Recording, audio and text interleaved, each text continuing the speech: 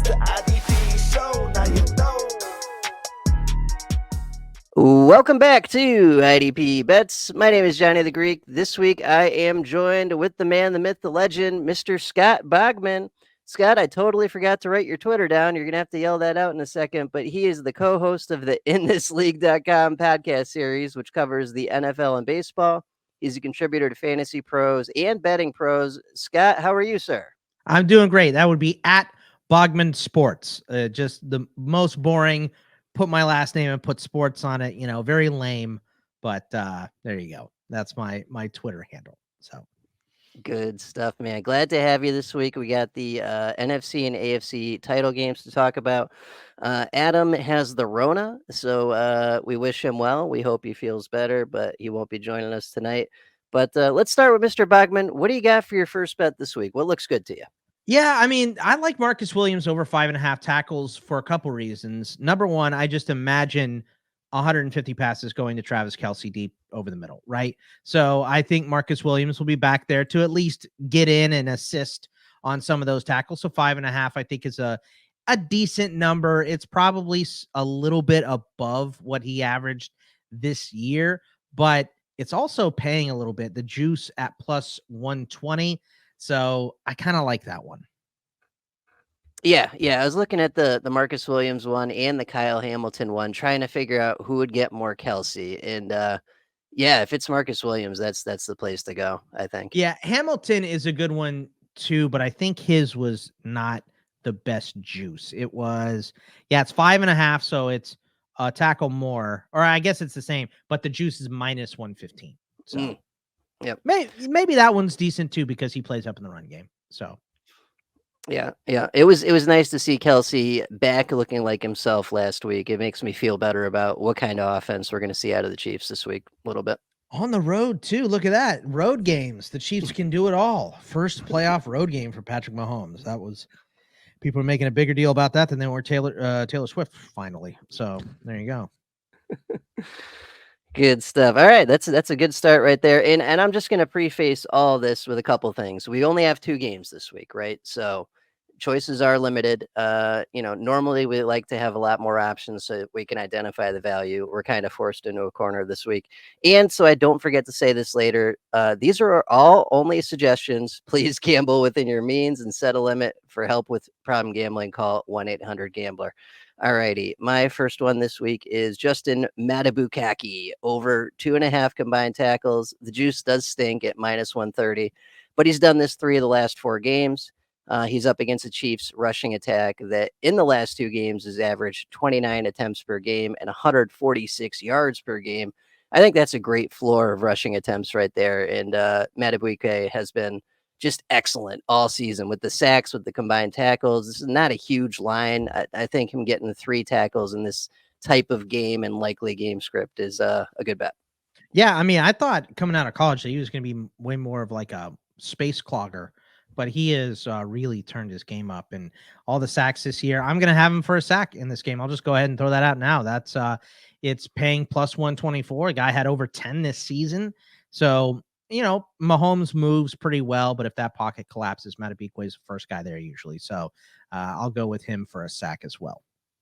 Yeah, he had some amazing consistency with the sacks this year too. Wasn't there like a period of time where he had one every week for like over 2 months? I think it was. Yeah, because I was in deathmatch and I had him on my roster and I kept not starting him like a dumbass. So I was like, well, he's not going to get another one. And let's see, it was against Tennessee. Wow. Look at this. 1, 2, 3, 4, 5, 6, 7, 8, 9, 10, 11 weeks in a row. He had at least half a sack.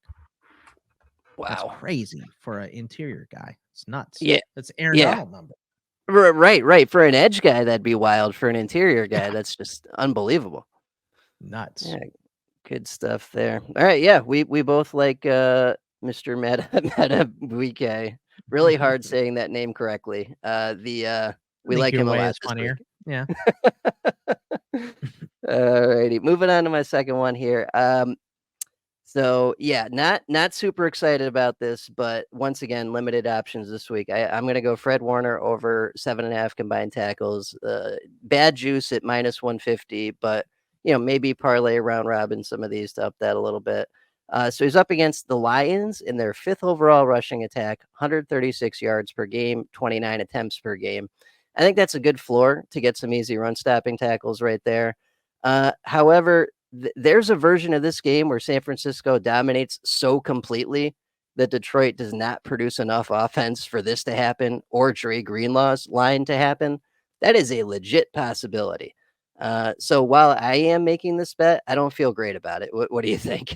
Yeah, I think that anytime you take one of those middle linebackers that's a tackle machine, a Roquan, I think that you can expect to get to a high total, but I personally, for me, I stayed away from that one because of exactly what you said. There is a way where we see the Niners just dominate time of possession. They didn't play their best game last week and they still won, which is just crazy to think they weren't even clicking on all cylinders and they still beat a very good Green Bay team.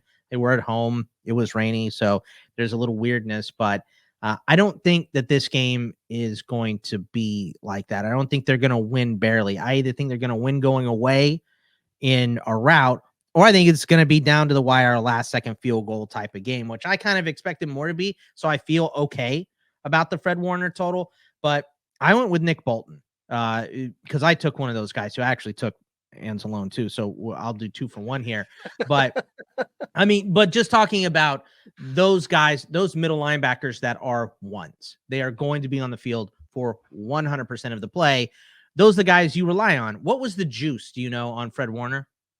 Yeah, Warner is minus 150, Greenlaw is minus 145. Yeah, so Bolton is plus 110. His total is 9.5. He has gone over that 3 games in a row. And I'm talking about on DK. I didn't look at FanDuel, so I didn't really compare. But his juice was plus. It was plus 110. And for Anzalone, it was minus 130. So it was in that same range. But I think out of all 4 of these teams, if you're putting one on the field for 35 plus minutes, it would be Detroit. So that's why I had Anzalone. His total is lower at 7.5 as well. So that's why I went with those 2 guys instead of taking the Fred Warner bet. But betting on Fred Warner is never a mistake. I'll just say that.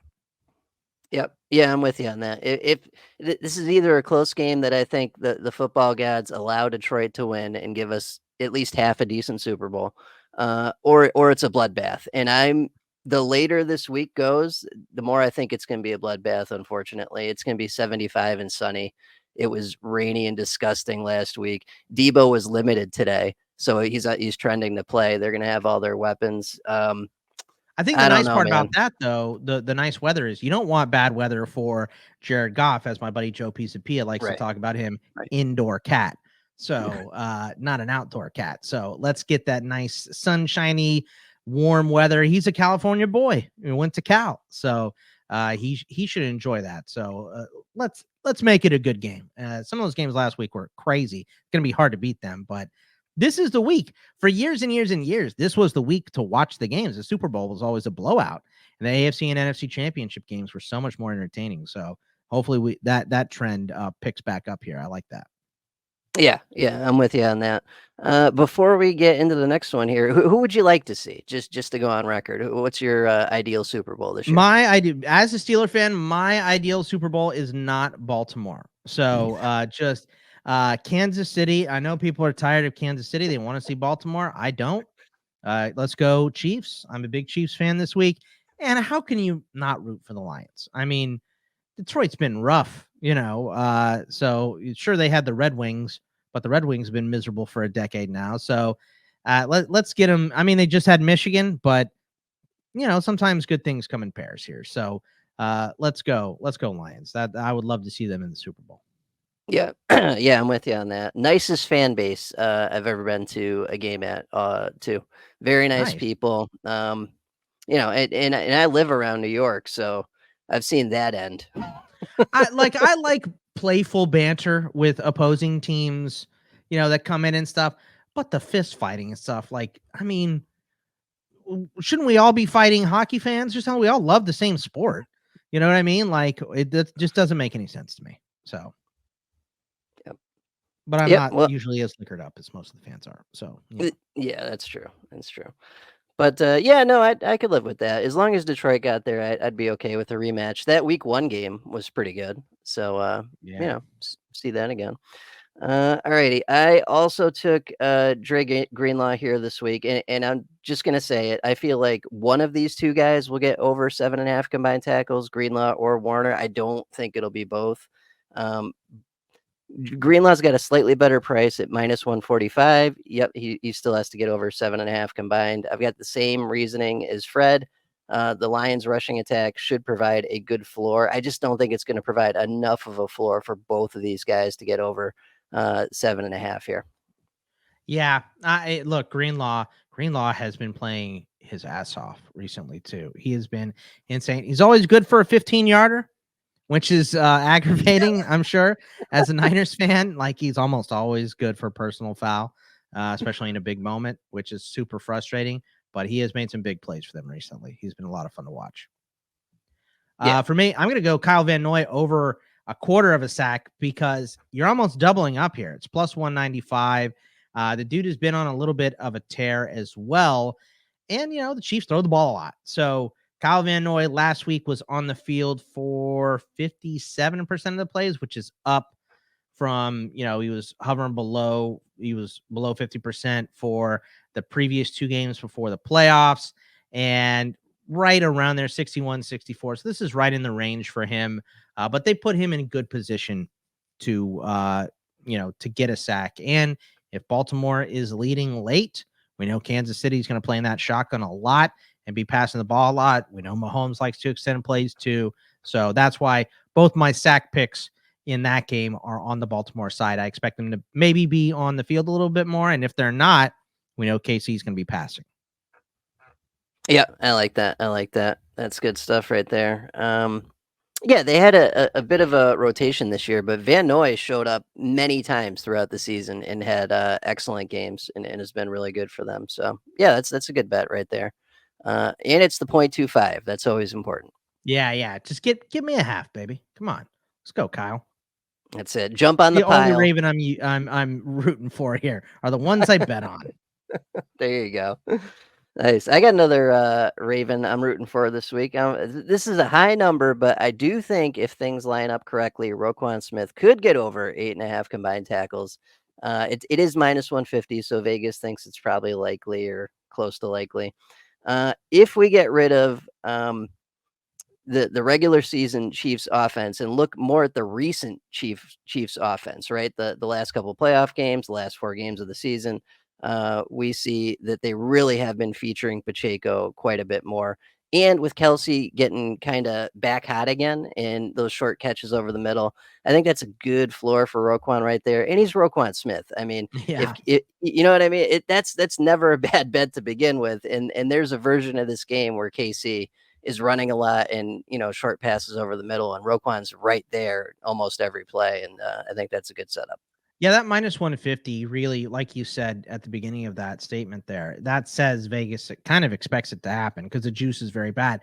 So what I like to do with stuff like that, if I really believe in a bet and I hate the juice, I like to pair it with something else small, maybe a low wide receiver total that you really like, or receptions total, or just whatever your other favorite bet is, pair it, turn it into plus money or right around even money on the juice and go from there. So yeah, smart idea. And like we said before, these guys are going to be on the field for 100% of the snaps, these middle linebackers.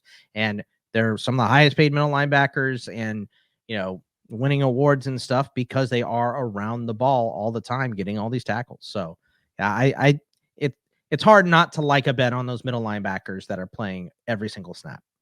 Yeah, and speaking of that, last week, all the IDP bets I made last week, the linebacker ones were fine. Everything else was a dumpster fire. Linebacker ones were fine. Yeah, there was some weird time of possession last week as well. My next one, I'm going to go with Aidan Hutchinson over 3/4 of a sack, 0.75.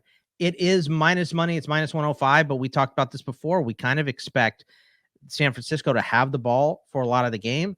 And also the line has been a little shaky for the Niners recently. And Hutchinson doesn't he have like 5 sacks in his last 3 games? He's been on quite a tear. So we're just seeing Hutchinson take his game to another level right here. And, the juice isn't the best, but the player is. So I'm betting on Aidan Hutchinson getting to Brock Purdy at least once. Nice. Yep. Yeah, he's been in a different mode for these playoffs, it feels like. Yeah. I like that quite a bit. I got nothing left. You got any others? Or I was just pulling up the list here to see if there's anything else that stuck out. And I got one more. By the way, I'm looking up Hutchinson. It's 3, 5, 7, 8 sacks in his last 4 games. So just taking himself to another level. The last one that I have is just because I love the juice on it. It's Chase Young over a quarter of a sack, 0.25 at plus 160. So 1.5 times your money there. I don't know. Chase Hutchinson has been hit or miss. He's been mainly missed, but he was on the field a lot last week. I believe it was over 65% of the snaps for defensive end. That's pretty strong. Let's see. Let me just double check this. It was 67% of the snaps he was on the field for. And if San Francisco does get up and Jared Goff in the second half is forced to play from behind and throw the ball a lot, then you're just, you're putting yourself in position to potentially get a sack here for Chase Young. So those are all the ones that I have. Yeah, I like that. I was listening to NFL radio today, and they were talking about that, how the Lions' likely game plan is going to be worry about Bosa, worry about Hargrave, and kind of just let Chase Young one-on-one do his thing, because he hasn't been super effective lately, but we know he can be. We saw it on Washington. We saw spurts of it in San Francisco, and, now's the time. Yeah, this is what they traded for him for, is this moment right here. So this in the Super Bowl. So go out and make a big play and make it worth it. Absolutely. Yeah, absolutely. Good stuff. There are not a ton of IDP bets this week. Let's just shift up and maybe any other like team bets, totals, anything else you got going on this week. I did some of those specials. Like, how DK and FanDuel have the which specials did you do? Yeah, each team gets 2 passing touchdowns. Felt like that might be likely. That was like plus 1,200 or something. I always throw like $5 at something like that. Yeah. I think I did Chiefs money line over 39.5 combined, and then Niners money line with over like 42.5 or something. Mix that all together, it's like plus 300 something. So did a decent chunk on that. What else you got on the books for this weekend? I kind of like the Zay Flowers over 41.5. Don't hate that number. He has been used more and more often recently. I really like Jamison Williams bets recently, because obviously Laporta is not playing at 100%, and he's kind of, Laporta is still the third guy, even though he's gimpy, but Jamison has been getting some targets downfield. So I think his total is 27.5 this week. He always has a pretty low longest reception one as well. And that this week is and that's a good bet, because when he catches one, it's usually to the house a good amount of the time. Let's Not see. a long bomb. It's weird. I'm looking. Oh, yards on long. They're doing separate bets now here. You can bet for him to have the longest reception, which I haven't seen before, but is over 16.5. All these are like between minus 110 and minus 120 and minus 105, somewhere in that neighborhood. His is minus 115. So 16.5. Like if you're going to bet that, the ladder bet where, you can do the alt yards or whatever, up to 45, I think I might go on. Jamison Williams is one of my favorite ones, especially since it sets up that they're, they should be playing from behind if the line is right here. So that's all I have for now. I usually wait a little bit longer to, see some injury report things, get into Friday or Saturday, and make my bets then. But that's all I have on the books right now. Yeah, I love that. I saw someone do something with Jamison Williams earlier this year that I thought was crazy. They were doing this bet where it's like 60, 50 plus yards, 60 plus yards. So obviously big plus money on the yards. with a touchdown, and then under on receptions all packaged together. So like Ooh. like 2 or 3 receptions, 60 yards and a touchdown. You And want that in that one big play. yeah, right. Yeah. And it really, really screws up the system. When you put all that math together, it ends up being like over plus 1,000 because Vegas thinks more yards and a touchdown equals a lot of receptions, but that's not Jameson Williams sometimes. So it could be good too. Big playmaker. Yeah, big downfield guy. And look, and whatever the reception props is on Amon-Ra St. Brown, I think is pretty safe every single week. And it has been safe for Rashee Rice. Let me just double check those. Rice right now is 6.5, and that's plus 124. So not terrible. Yeah. And then Amon-Ra is 7.5, and it's even money. So higher totals, 7.5, 6.5. But if I'm betting on reception props, I like those guys. Yep. Good stuff there. Like that. Yeah, that sounds pretty good. What's the over under on Adam versus Corona? Adam versus Corona. He is minus 400. He's gonna come out of it. He's fine. So No, he's fine. He's fine. He probably could have gone tonight, but we gave him the night off. yeah. That's we don't want it. Yeah. So yeah, stay home. I heard you can get it through the internet now, so I don't like it. Good stuff. All right. Well, if that's all we got, that's all we got. It is what it is. 2 games left in the 2 year. games. That's it. What are you guys gonna do for the Super Bowl? Are you gonna go like through every single bet that they offer and say yes or no? They can do like the check mark. You should do you guys should run that. You guys should do like a check mark game of see who gets the most right. Okay, that's a good question. What's your favorite wacky Super Bowl bet to make every It's year? gotta be the color of the Gatorade. I mean, Okay.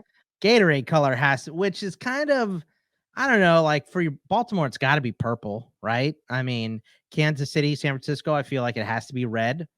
And for the Lions, it has to be blue. So I guess we narrow it down to 4 colors. Maybe that's not that fun.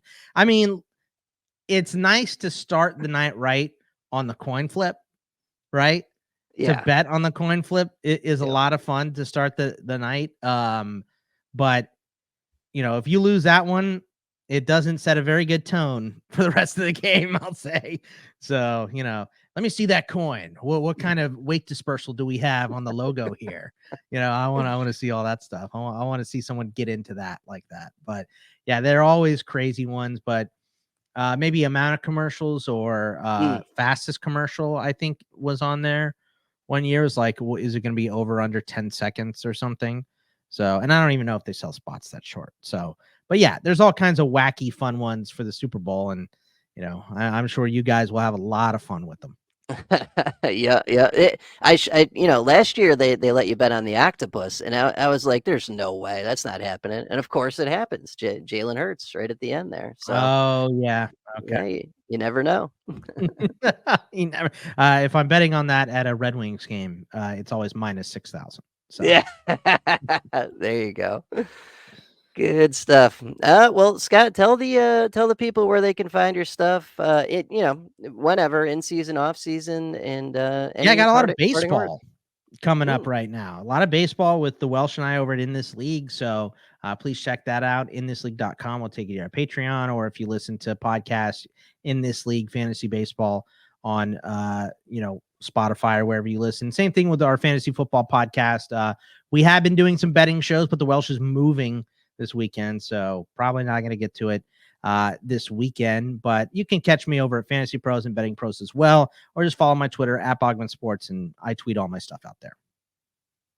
Awesome, good stuff. Well, thank you, Scott. It's been a pleasure as always. We love having you on. Thank you, Johnny. See ya. All right, guys. We'll catch you next week. Same time, same place. Good luck, everyone, and we'll catch you for the Super Bowl. Take care. It's the IDP show, now you know.